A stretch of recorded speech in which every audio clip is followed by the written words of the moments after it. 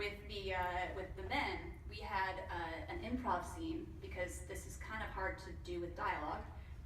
So basically, I had them come in and try to woo me and eventually get me down on the floor and try to just kind of overpower me and have me lose my power. And I had a safe word with Mike to make sure that if anything did happen that wasn't okay, then we could stop the audition then and there. But with Chris, it was nice because he literally sat me down. I think we sat up against the wall at Simple Studios. Yeah. Just sat up and talked for 5 minutes about absolutely nothing that we were making up.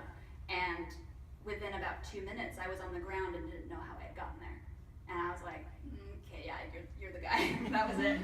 So, and on top of that, he had stage combat experience and had done the sexual assault experience with the other program he worked with as well. So it was he was in the bag. And actually, I can't even remember if you told us to woo you first, but you said something like, yeah. It was just the prompt was that, eventually we have to get here. Yeah.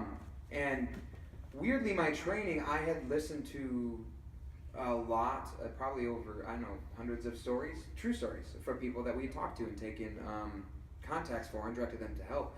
So I knew you realize patterns. There's patterns in all these things. We actually call them the nice guy.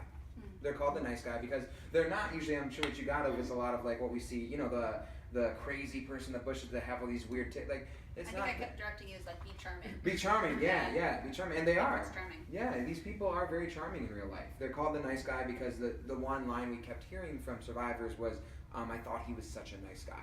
With the guys' audition, having Miranda work with them directly was a godsend, and that was perfect because I let them kind of improv. I gave them basically kind of some idea of what we're looking for, and then I saw them run with it. And then after they went through the whole process, I stopped them, and I gave them this little action camera. Part of that audition, I was looking for two things. I was looking for the improvisation and the chemistry with Miranda, and I was also looking for their facial expression because from the get-go, we knew that whole scene was going to take place in the first person.